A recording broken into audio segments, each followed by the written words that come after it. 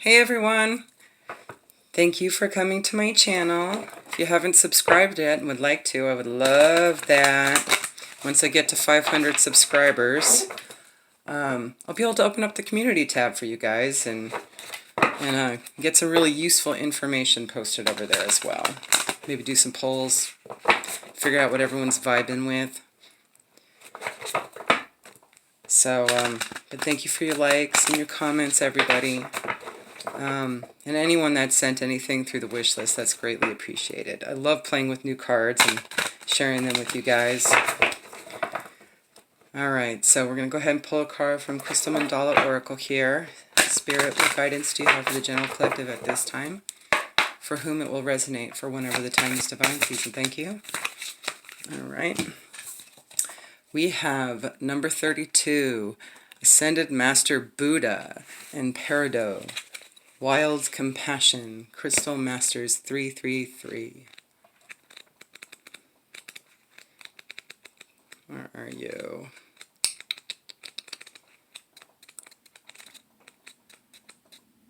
There you are. Ascended Master Buddha and Peridot. Wild Compassion. We bring you the blessing of wild compassion. What if a restriction now could prepare you to receive greater freedom in the not too distant future, and to be able to appreciate, enjoy, and fully receive that freedom? What if growing pains now would strengthen you to be ready to receive a life-changing opportunity headed your way?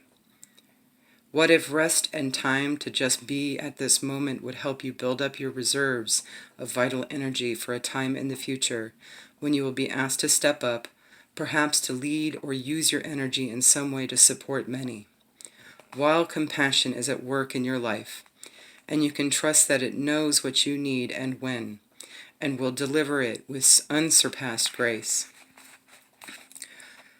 Wild compassion is what is active in your life when something is a hidden blessing. In some spiritual traditions, this is known as obscuring grace. It is something that seems to be undesirable at first, and yet in due course reveals itself to actually be something for which you are most grateful.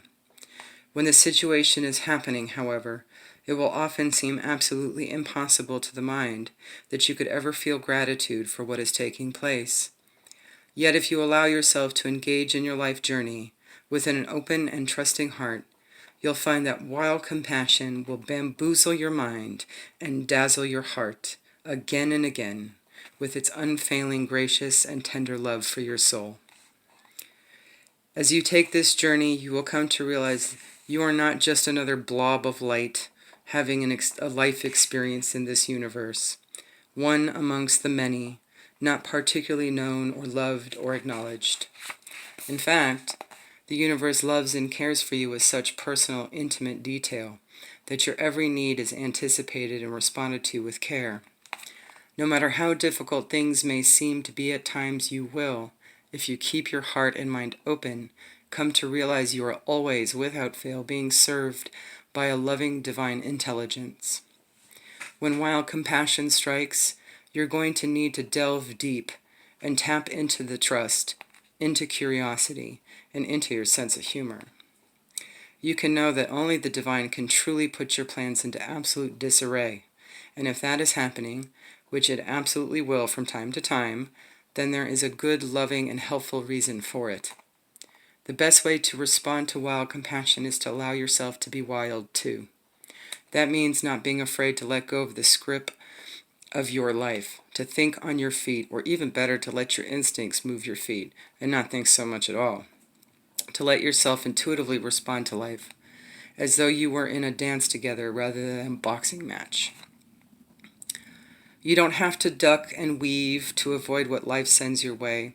You can play, engage, be curious, sometimes feel pain, but always understand that the pain, because sometimes pain is an unavoidable part of life, is part of the healing the divine is sending your way.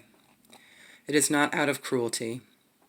Sometimes the pain of letting something go now saves you from the agony of having what is not meant for you, causing you far greater suffering over the long term. While compassion is not always painful, often it is utterly joyful. It sweeps in, and before your eyes, what was considered an opportunity for a small gain becomes a trigger for a cascading flow of divine blessings into your life. Wild compassion provides whatever is needed for your deepest and most soul-satisfying success.